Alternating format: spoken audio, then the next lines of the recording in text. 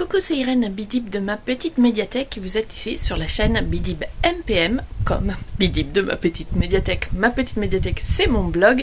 Et ici, je vous retrouve pour un nouveau vlog où nous parlerons lecture, tricot, crochet, un peu de point de croix et différentes choses au fil de 2 semaines à venir et des inspirations du moment.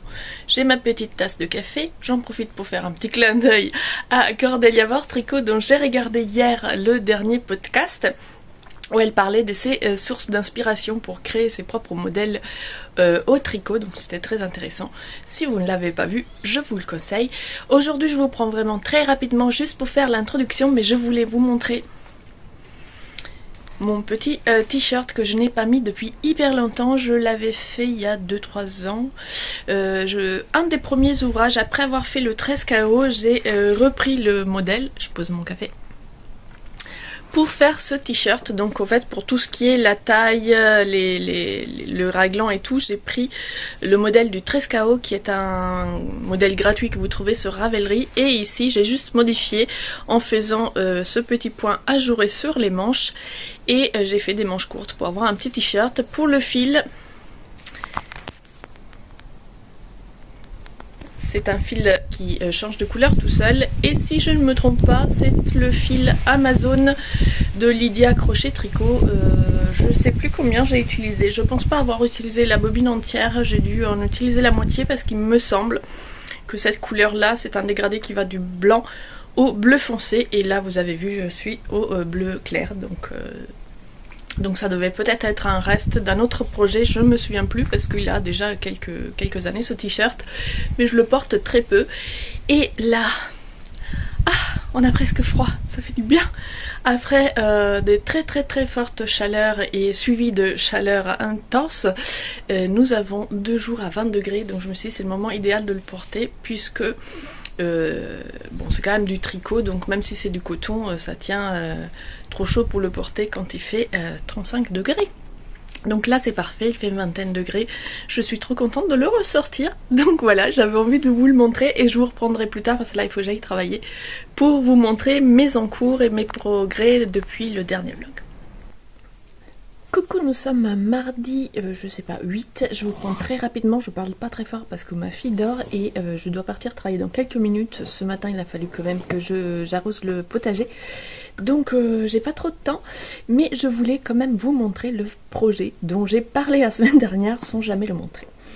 J'étais dans cette vibe de récupérer tous les vieux projets et essayer d'en finir un maximum avant de castanner, parce que j'ai évidemment plein d'idées de création, plein de modèles que j'ai envie de réaliser, mais je me restreins parce que j'ai encore énormément d'encours, même si la semaine dernière j'ai réussi à en finir 3. Et ben celui que j'ai repris la semaine dernière mais que je ne vous avais pas du tout montré, c'est celui-ci.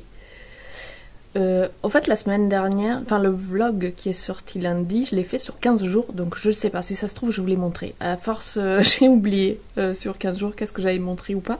En tout cas c'est ce projet-ci, un t-shirt que je réalise avec les fils Cupidon de Lydia Crochet Tricot, qui est un fil coton 100 grammes pour 240 mètres, 100% coton, qui est préconisé pour des aiguilles 3,5 et que moi je crochette avec du 4. Donc je vous montre de plus près le point. Alors c'est un point tout simple, une succession de 2 rangs de brides, une demi-bride, un rang de points filés, c'est-à-dire une bride, un moyen l'air, une bride, un moyen l'air, et un rang de demi-bride, et puis on répète la même combinaison. La chaînette, je l'ai montée dans une couleur contrastante, je trouvais ça plus joli. Pour faire une chaînette qui soit pas trop serrée, comme j'ai tendance avec les mailles serrées et les mailles en l'air à faire des points très serrés, j'utilise toujours un crochet un petit peu plus grand, comme ça j'ai une chaînette de départ assez lâche. Et voilà, ce t-shirt m'avait été inspiré par le pull Love Summer Sweater, je crois, quelque chose comme ça, ou Summer Lover Sweater, ou quelque chose comme ça, de Christy Crochet, que j'avais testé l'année dernière, et où il y avait une succession de différents point, et ça m'avait inspiré pour créer ce t-shirt qui est beaucoup moins complexe mais qui reprend donc quand même des brides, des demi-brides et des mailles filées avec un raglan très simple qui se fait lui, donc ça donne une forme rectangulaire comme vous pouvez voir. Et pour l'augmentation, je ne sais plus. Je crois que j'ai dû faire une bride, 3 mailles en l'air, une bride pour... non, pas du tout. 2 brides, 3 mailles en l'air, 2 brides. Ou 2 brides. 2 brides, 3 ou 2 mailles en l'air, je ne me souviens plus, et 2 brides. Voilà, ça avance bien. La dernière fois je l'ai montré, j'en étais ici. Donc j'ai avancé quelques rangs. Comme j'ai plusieurs projets et je ne l'ai pas pris, je reviens. J'ai donc commencé le cal que j'avais organisé pour le mois de juillet. Pour l'instant, il n'y a personne avec moi. Enfin, il y a quelqu'un qui m'a dit qu'il voulait le faire, mais j'ai pas de nouvelles. Je ne sais pas si elle a commencé ou pas. Donc c'est pas grave, je me le fais moi-même. C'était sous le modèle de le pull filet manche 3/4 de Bergère de France, qui est un modèle que vous trouvez gratuitement sur le site de Bergère de France, qui est fait pour être fait avec un fil fingering coton et que moi je réalise donc avec ce fil qui est le Cotton Bamboo Yarn de Alison et Mahé, 50% coton, 50% bambou. 50 grammes pour 120 mètres, donc il est un peu plus court que celui qui est préconisé, puisque le coton de Bergère de France c'est 50 grammes pour 140 mètres, mais écoutez, j'aime bien le rendu.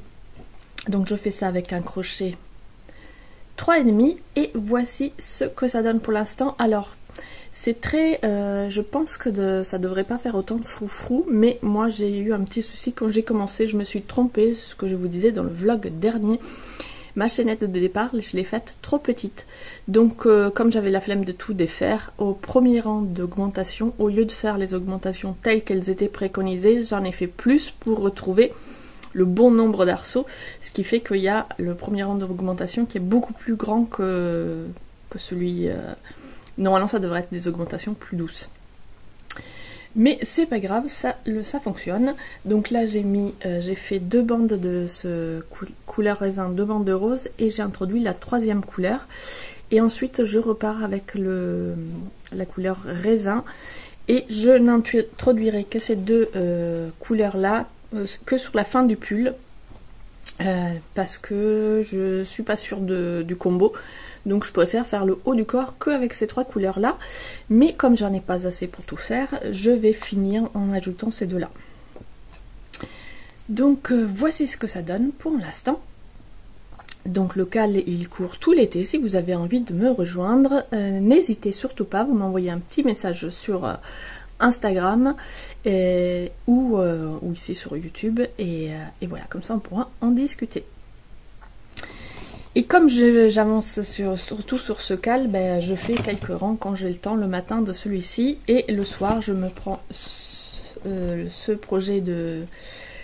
le pull 3 manches, manche 3/4. Ou alors j'avance un petit peu dans le bambouserie aussi, mais je vous le montre pas parce que là pour l'instant j'ai avancé de 2 cm sur la manche par rapport à la dernière fois je l'ai montré, donc c'est pas la peine. Sur ce, je vais finir mon café et aller travailler.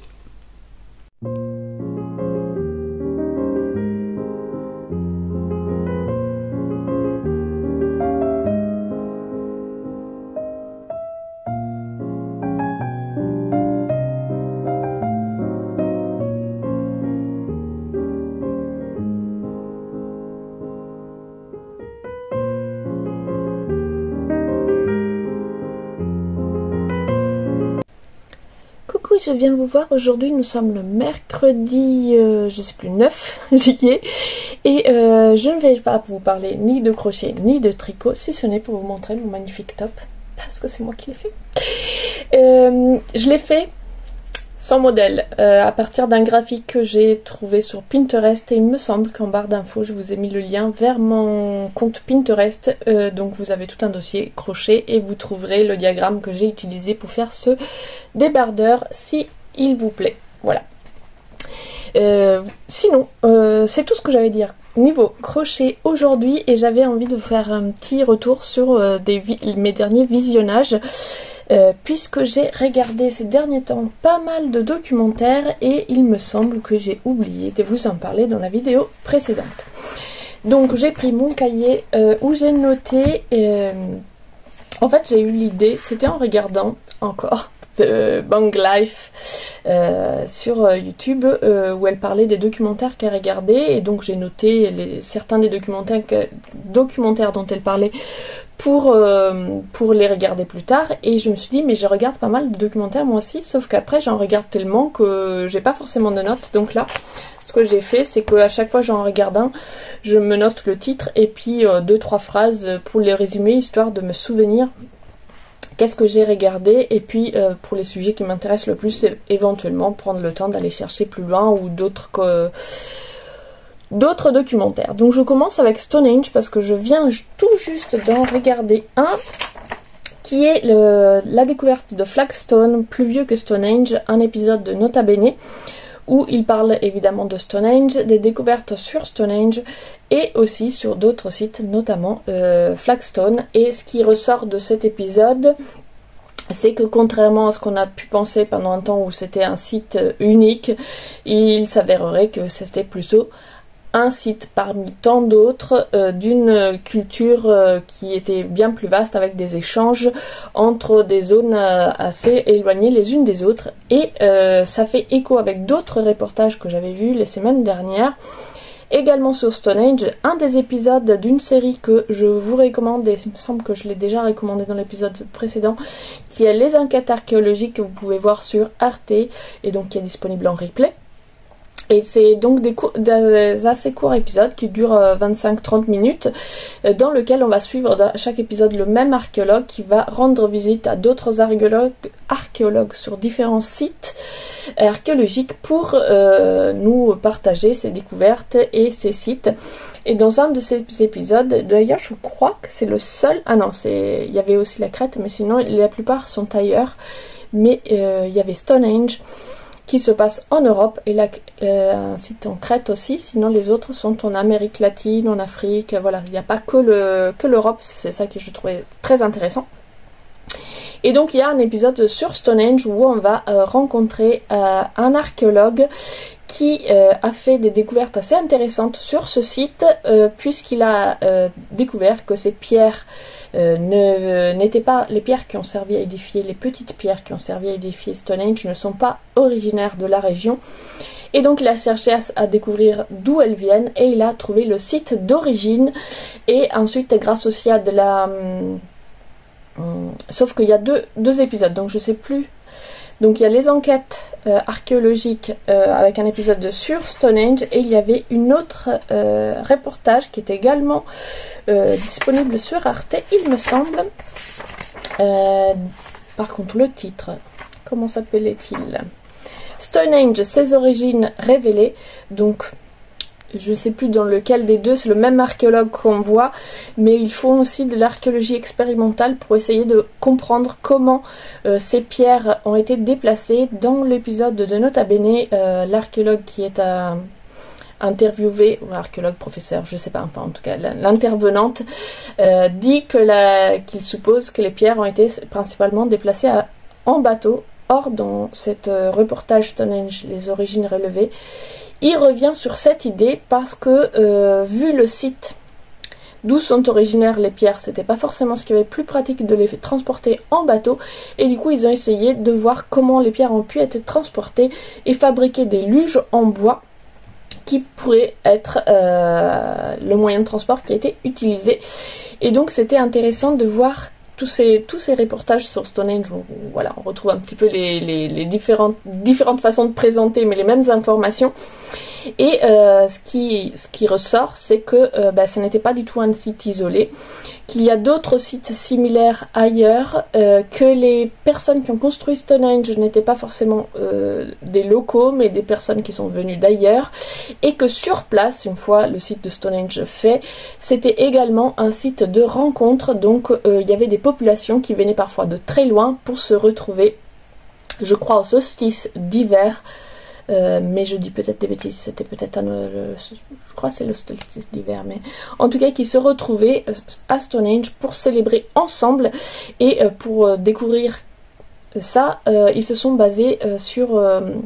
il y a un élément qui permet, en analysant les os des restes humains trouvés, mais également des restes d'animaux, notamment des cochons, pour savoir d'où ils étaient originaires, puisque c'est un élément chimique qui est très spécifique à chaque terrain, et qu'on l'on retrouve dans toute la chaîne alimentaire. Donc si un cochon a été élevé dans le nord de l'Angleterre, on peut, grâce à cet élément chimique, savoir que même si ses os sont à Stonehenge, c'est un cochon qui vient du nord d'Angleterre. Donc c'était très intéressant si on aime l'histoire et l'archéologie, parce que si vous n'aimez pas du tout le sujet, ça va vous ennuyer, mais en tout cas voilà, moi j'ai trouvé ça très intéressant, et je trouve ça passionnant que de nos jours on puisse découvrir autant de choses sur des choses qui datent de 3000 ans avant notre ère. Donc voilà, Stonehenge, ses origines révélées, les enquêtes archéologiques, l'épisode sur Stonehenge, et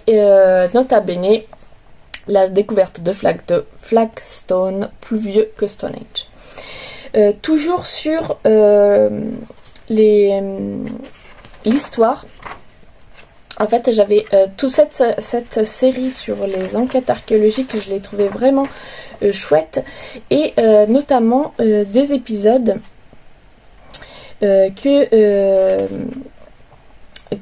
plusieurs épisodes nous amènent en Amérique latine. Donc on a la géographie sacrée des Ancas, on a également une cité.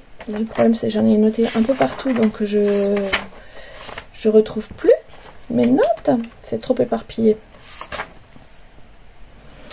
Donc voilà, ça y est. Teotihuacan, naissance d'une métropole. Celui-ci était très intéressant. Parce que la métropole donc, de Teotihuacan, elle s'est développée du 2e siècle avant notre ère jusqu'au 6e siècle après notre ère, donc c'est quand même une période très très longue, et c'était une grande métropole cosmopolite, donc c'était vraiment intéressant. Ensuite, il y a également, c'est des noms difficiles à prononcer, Chochapayo, vivre avec les morts, qui sont dans la forêt amazonienne, si je ne me trompe pas, mais dans les montagnes, et qui faisaient des momies dans des espèces de petits... les tombeaux, en fait, elles sont à flanc de falaise. C'est assez impressionnant. Et donc, c'était très intéressant. J'avais déjà vu des images de ces momies, mais c'est vrai que je ne m'étais pas du tout intéressée à ce phénomène. Et c'est vraiment très impressionnant de voir. Et je me demande comment ils ont fait d'ailleurs pour aller construire sur ces falaises ces tombeaux, parce que c'est vraiment des falaises à pic, donc probablement ils devaient descendre en rappel ou construire des échafaudages pour aller mettre leurs morts sur ces façades. Et il y a différentes époques, donc il y a des époques où les momies sont dans des espèces de outres, on va dire, en terre cuite, mais après il y a carrément des maisons miniatures, c'est assez marrant. Et il y a également la cité perdue de Taironas, qui serait la cité qui était à l'origine du mythe de la cité d'or. Et il me semble que pour l'Amérique latine, je regarderai rapidement, c'est tout. Et ensuite, il y avait aussi un épisode que j'avais trouvé très intéressant qui se passe en Afrique. Par contre, retrouver le titre. Tac, tac, tac, les enquêtes... Ah oui, non. Pour l'Amérique latine, il y avait un autre épisode qui est Amazonie, un peuple oublié, qui est toujours dans les enquêtes archéologiques. Et ensuite... Voilà, en Afrique, l'épisode que j'avais trouvé très intéressant aussi, c'est l'histoire oubliée des Swahili, où il y a toute une cité qui a été construite entre le 10e et 15e siècle. Et du coup, voilà, on est là dans de l'archéologie beaucoup plus récente par rapport à ce dont je vous parlais tout à l'heure, mais qui est aussi très intéressant pour découvrir justement ces sociétés qui ont été après avec la colonisation oubliée. Et c'était très intéressant aussi sur l'histoire des Swahili, si cela vous intéresse, bien sûr. Ensuite, j'ai regardé beaucoup d'autres reportages toujours sur la thématique de l'histoire parce que ça me passionne. Il y a un épisode sur les femmes celtes qui est très intéressant aussi sur Arte. Un épisode qui était très intéressant, c'est Saint Boniface, évangélisation des Germains. Mais cela, je crois que je vous en avais déjà parlé. Et donc je reviens à ma dernière liste. Un épisode de Nota Bene que j'ai trouvé très intéressant.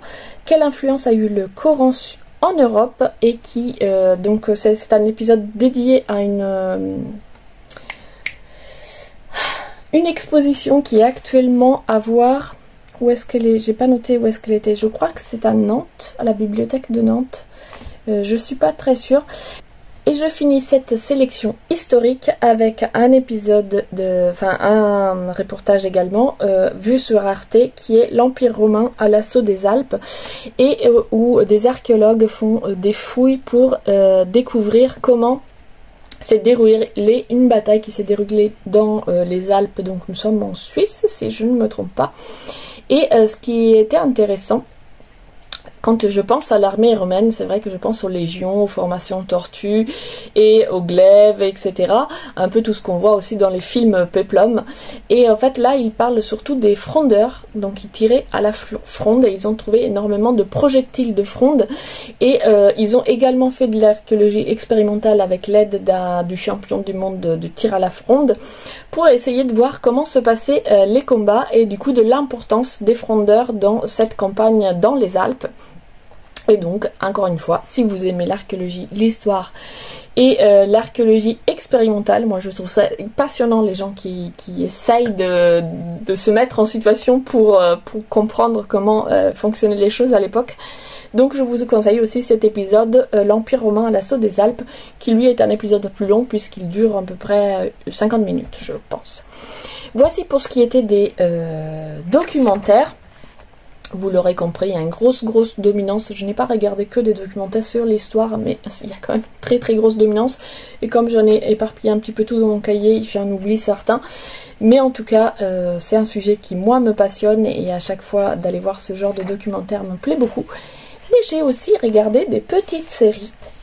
Donc j'ai fini, on avait commencé à regarder ensemble avec ma fille Il Gattopardo, qui est donc une série, Le Guépard, une série italienne qui est disponible sur Netflix et qui est l'adaptation d'un roman éponyme. Je n'ai pas lu le roman, bien qu'il soit dans ma bibliothèque. Je crois même que je dois en avoir une version française et italienne. Mais je ne l'ai pas lu, et nous sommes donc à la fin 19e, enfin la fin. Nous sommes dans les années 1850-1860. Dans le sud de l'Italie, plus précisément en Sicile, et le guépard est un noble local, c'est l'époque où il y a les chemises rouges de Garibaldi qui réunifient l'Italie, et donc en fait on voit comment cela va impacter la vie en Sicile, et plus particulièrement la vie des familles nobles dont fait partie le Gattopardo. Et donc on suit, en fait c'est une saga familiale, on le suit le Gattopardo de ses enfants, et comment ils vont s'adapter à ce nouveau régime qui se met en place. Il y a une côté romance, puisqu'il y a toutes les histoires d'amour des filles, des cousins, du neveu, etc. Et au début on avait un petit peu peur avec ma fille. Finalement on n'a pas, la romance est très présente, mais elle prend pas forcément le pas sur le reste. Les personnages féminins, ils étaient moins pires que ceux que nous avons craints, mais quand même voilà, on était un petit peu déçus, notamment par l'héroïne, on va dire les principales, parce que le héros principal c'est quand même le Gattopardo, mais sa fille aînée joue un rôle très important aussi dans l'histoire, et on était un petit peu déçus par le dénouement de son histoire personnelle, mais pas du tout surprise pour ma part en tout cas, parce que je m'attendais à un dénouement de ce genre. En tout cas, la série est sympa, on l'a regardée en italien, donc ils ont un accent du sud prononcé, mais par contre ils parlent en italien standard, donc si vous apprenez l'italien, vous pouvez très bien la regarder en VO, donc on comprend, à part quelques réparties un peu rapides, sinon on comprend très bien, donc voilà, c'est une série que je vous recommande, surtout si vous voulez pratiquer de l'italien.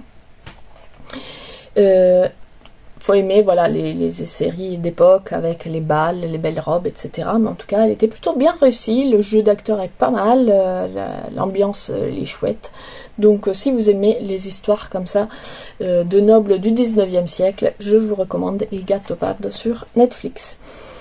J'ai ensuite regardé une série toujours italienne mais sur France TV, Vanina, meurtre en Sicile. Ben, c'était le début du mois de juillet, c'était le mois Sicile, donc j'étais en Sicile encore, mais un siècle plus tard, non, voire un peu plus qu'un siècle plus tard, puisque c'est contemporain, c'est dès nos jours. Vanina est enquête, donc elle est enquêtrice et elle enquête sur différents meurtres.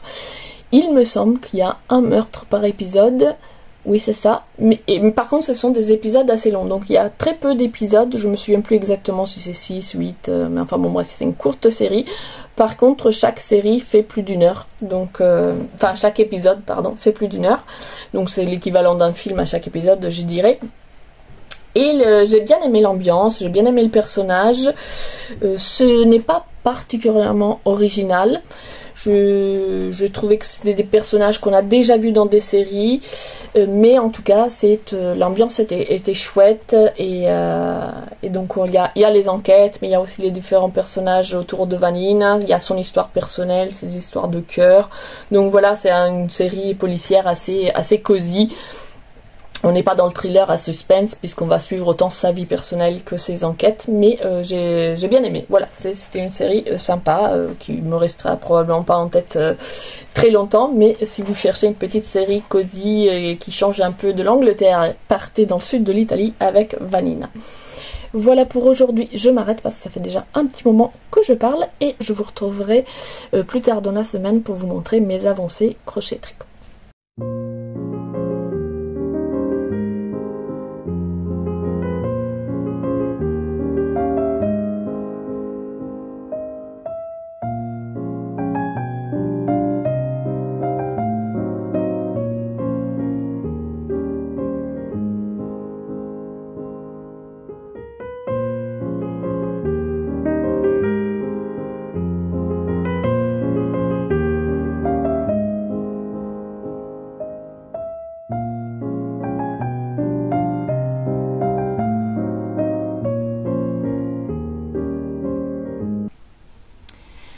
Nous sommes le dimanche 20, je parle pas très fort parce que il est pas très tôt, mais c'est quand même le matin et chérie dort. J'ai mon petit café, petit clin d'œil, comme d'habitude à Cordélia, et son éternel café. Il est très chaud, je vais le poser. J'ai avec moi Hera, j'espère qu'elle va pas tout renverser, elle fait sa sieste. Je viens aujourd'hui vous faire mon petit récap tricot-crochet de la semaine, vous montrer mes avancées. Et puis, après cette séquence, je vous mets une petite séquence en musique. On a été faire un voyage en Normandie avec ma fille aînée. On est parti 3 jours dans la baie Saint-Michel. Et j'ai rêvé depuis très longtemps de voir le Mont Saint-Michel, donc c'était super. On a passé 3 jours ensemble et c'était très chouette. On a découvert la baie. J'ai rencontré Daisy que vous trouvez sur Instagram. Je vous mets son Instagram qui est astrologue cartomancienne. Et du coup on a passé un très bon moment ensemble dans la baie de Saint-Michel. Une énergie incroyable dans ce lieu. C'était même... trop pour moi dans le Mont Saint-Michel tellement c'était puissant. En tout cas j'ai adoré, c'était des vraies vacances, ça m'arrive très rarement, donc c'était très chouette. J'ai fait quelques images mais je vous les mets à suivre, donc ceux qui ça n'intéresse pas, voilà, vous pouvez vous arrêter là. Mais avant de vous quitter, je vous montre mes progrès. J'ai fini mon voile d'ombrage, what the fuck. qui part dans tous les sens. Donc ça y est, j'ai un rectangle. Maintenant il me reste à faire des petites chaînettes aux quatre coins pour pouvoir l'accrocher.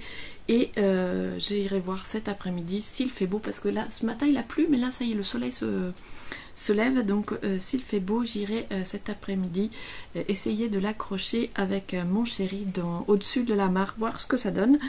Et si ça donne bien et qu'on le laisse, je vous ferai des petites photos que je viendrai incruster ici, si je m'en souviens.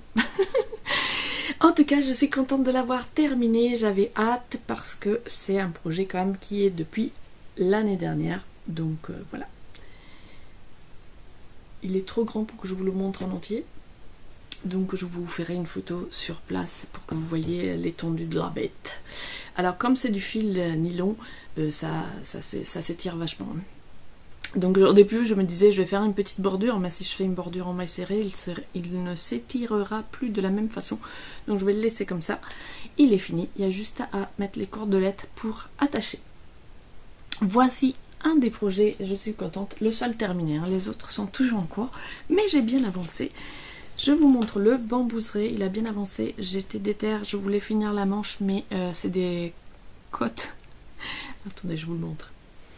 Déjà, voici le pull, le corps était déjà fini, j'avais commencé la manche, et là, j'ai terminé la partie manche. J'ai fait des modifications par rapport au modèle initial, parce que j'avais dû faire des bricolages, j'avais pas forcément les nombres de mailles qu'il fallait au moment de commencer la manche. Donc au lieu de faire les diminutions comme indiqué, j'ai fait des diminutions tous les 10 rangs. Puis il y a eu des petits couacs parce qu'à un moment donné j'ai confondu. Hop, je suis en train de perdre mes mailles.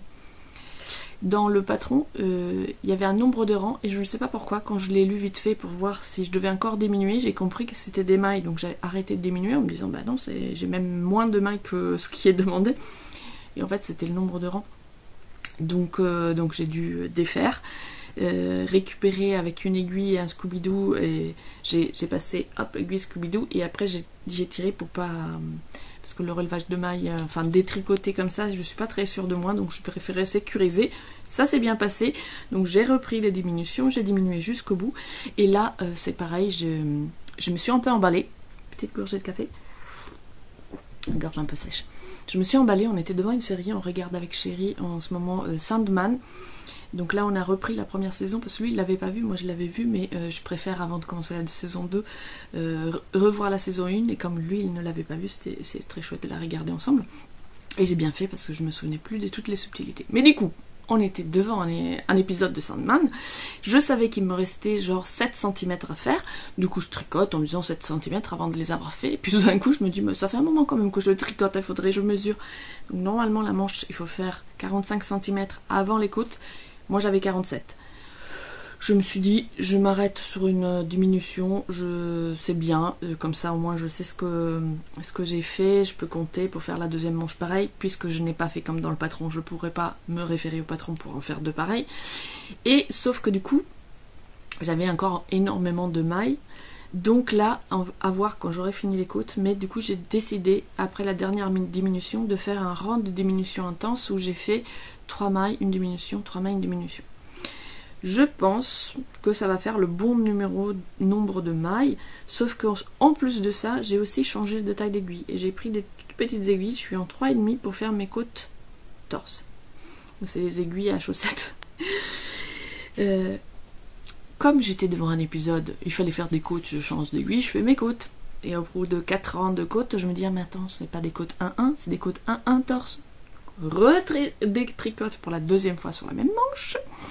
Et là je suis en train de faire les côtes, et si je l'ai pas fini, c'est parce que chéri avait pris la place à la lumière, et du coup moi je n'y voyais rien, donc faire les côtes torse ou un fil sombre dans la pénombre, je me suis dit ça va être une catastrophe, je préfère le mettre de côté et le faire de jour quand je vois ce que je fais. Donc presque fini la première manche, il me reste la deuxième à faire pareil. Voici pour ce projet tricot, et dernier projet que je vous montre, c'est celui que j'avais amené avec moi pour le voyage. Alors avec ma fille, nous sommes partagé la conduite, donc c'était très bien pour moi parce que je conduis très peu, et moins je conduis plus je commençais à avoir peur de conduire, etc. Donc là c'était bien d'être deux et de me forcer à conduire, donc j'ai conduit pas mal, un petit peu moins qu'elle quand même, mais j'ai quand même réussi à bien conduire, donc j'étais contente. Mais du coup j'ai tricoté que la moitié du trajet, enfin tricoté, crocheté. J'ai amené donc le pull, donc c'est le pull manche 3/4, pull filet manche 3/4, c'est le modèle de Bergère de France, mais je vous ai déjà dit tout ça dans les sections précédentes. En tout cas, je sais plus où j'en étais parce que j'avais pas mis de marqueur, mais j'ai bien avancé le corps. Comme vous voyez, je vous avais montré au début 5 couleurs. Mon chéri me disait que les bleus et verts, ça allait pas très bien avec le reste. Ces deux-là. Quand j'ai calculé en fonction du nombre de pelotes qu'ils disent d'acheter sur le patron et ma quantité de fil, puisque je n'ai pas le fil recommandé, celui-ci, ces pelotes là sont un peu moins, j'ai 120 mètres au lieu de 150 et j'avais moins de pelotes, donc je me suis dit ça va être déjà ric-rac, je ne sais même pas si j'aurai de quoi faire les manches, donc je suis obligée de mettre même ces deux pelotes là, même si les couleurs matchent moins bien. Donc j'avais fait toute une séquence, je m'étais dit voilà, je ferai comme ça. Sauf que comme il me disait au niveau des couleurs, je me suis dit bah c'est pas grave, comme j'ai 2 fois plus de rose et de je vais faire d'abord ça. Sauf que là pour l'instant, je viens à peine de commencer mes deuxièmes pelotes. Donc jusque là, ouais, je crois c'est jusque là, c'est la première pelote de rose et de mauve. Donc j'ai encore tout ça de mes premières couleurs. Donc je me suis dit bah je continue comme ça, je pense que je vais avoir assez, peut-être pas pour faire des manches 3/4, mais en même temps comme c'est un truc filet, manche 3/4, bon, je m'affiche un peu, c'était plus l'idée de faire le truc filet qui me plaisait bien.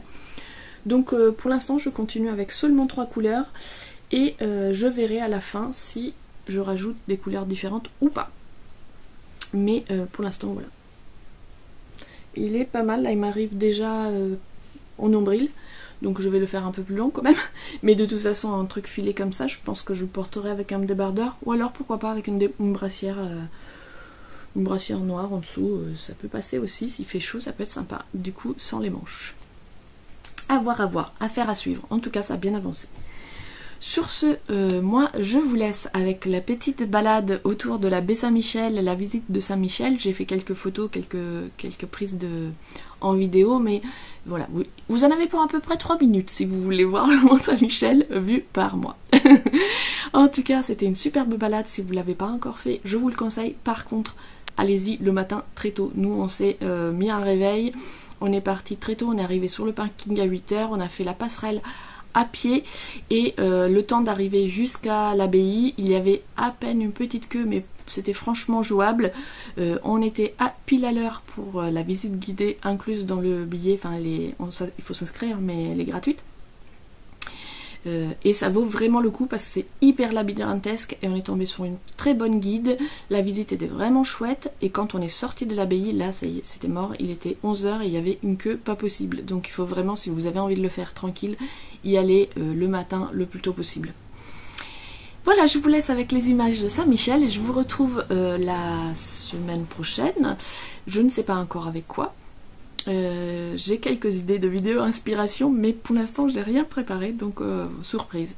Il y aura peut-être une vidéo lundi. Si pour ceux qui aiment bien jouer avec moi avec les petits emojis, mettez-moi. Alors du coup mettez-moi de la pluie, puisque enfin la pluie est de retour.